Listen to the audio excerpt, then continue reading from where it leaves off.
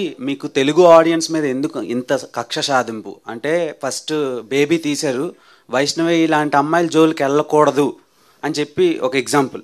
ఈ సినిమా తీశారు, ఇంత అందమైన అమ్మాయిలను ఎలాగైనా సెట్ చేసుకోవాలరా అని ఒక ఎగ్జాంపుల్.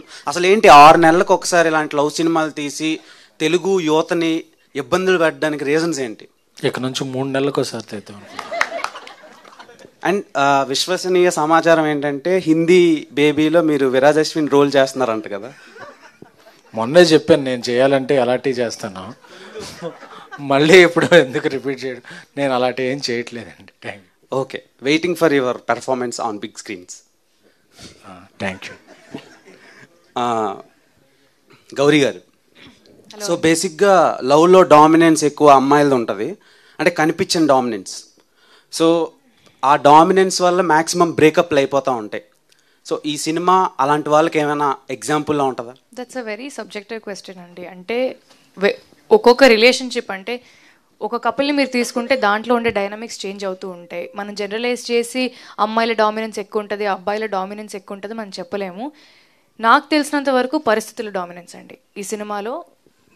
వాళ్ళు ఉండే సిచ్యువేషన్స్, అంటే ఈ అమ్మాయి వరల్డ్ వేరే, ఆ అబ్బాయి వరల్డ్ వేరే, కానీ వాళ్ళిద్దరూ ఒకటే వరల్డ్లో ఉంటే అండ్ వాళ్ళ వరల్డ్లో ఉండే సిచ్యువేషన్స్ డామినెన్స్ వల్ల, సిచ్యువేషన్స్లో ఉండే ప్రాబ్లమ్స్ వల్ల, సిచ్యువేషన్స్లో ఉండే మంచి విషయాల వల్ల వాళ్ళ రిలేషన్షిప్ ఎలా చేంజ్ అవుతుంది అనే దానిపైన మేము తీసాము.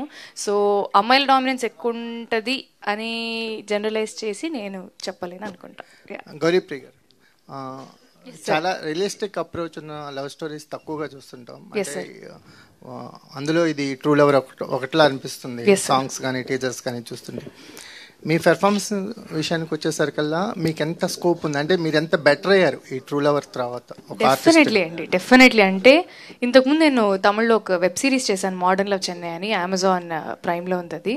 సో ఫస్ట్ నాకు అక్కడ లాంగ్వేజ్ ఇష్యూ ఇదంతా స్టార్ట్ అయ్యింది. అంటే మనకి ఇప్పుడు తెలుగులో కానీ తమిళ్లో కానీ వర్కింగ్ స్టైల్ అంతా సేమ్ ఉంటుంది, కానీ వేరే భాషలో ఆలోచించి వేరే భాషలో ఆ అమ్మాయిలాగా యాక్ట్ చేయడం అనేది అది డెఫినెట్లీ ఇట్ వాస్ ఛాలెంజింగ్. ఎందుకంటే I think in my mother tongue, నా ఆలోచన అంతా మదర్ టంగ్ తెలుగులోనే ఉంటుంది, కానీ బయటకు వచ్చేది తమిళ్లో రావాలి. సో ఆ చిన్న చేంజ్ ఖచ్చితంగా ఉండింది. క్యారెక్టర్గా ఈ క్యారెక్టర్ పేరు దివ్య అండి. It's a very complex character. అంటే ఈ అమ్మాయికి ఉండే ఎమోషన్స్ అవుట్ రైట్గా పోర్ట్రేట్ చేసే అమ్మాయి అయితే కాదు. తనకుండే ప్రాబ్లమ్స్ వల్లనో లేకపోతే తనకు జరిగే మంచి విషయాల వల్లనో ఏదైనా ఆ అమ్మాయి అవుట్ రైట్గా చెప్పలేదు. సో ఒక క్యారెక్టర్లో ఇన్ని కాంప్లెక్సిటీస్, ఇన్ని లేయర్స్ ఉన్నాయని అర్థం చేసుకోవడానికి డెఫినెట్లీ టైం పట్టింది. అండ్ అది పోర్ట్రేట్ చేయడానికి నిజంగా మా డైరెక్టర్ గారి హెల్ప్ అండ్ ఆఫ్కోర్స్ మణికందన్ గారి హెల్ప్ చాలా ఉండింది. ఎందుకంటే ఇట్స్ నాట్ ఈజీ. అంటే మీరు న్యాచురల్గా తీసారని చెప్తున్నారు, కానీ న్యాచురల్గా తీయడం చాలా కష్టం అండి. న్యాచురల్గా ఏముంటాయి అని మేము కూర్చొని నోట్స్ రాసుకొని ఇలా చేస్తే న్యాచురల్గా ఉంది, ఇలా చేస్తే ఆర్టిఫిషియల్గా ఉందని మేము బుక్లో రాసుకొని చేసి చూసుకొని అప్పుడే మేము దాన్ని తెరకెక్కించాము. సో ఆ ఎఫర్ట్ ఖచ్చితంగా ఉండింది, కానీ ఇట్ వాజ్ అ బ్రీజ్ అండి. మారుతి గారు, గుడ్ ఆఫ్టర్నూన్ సార్.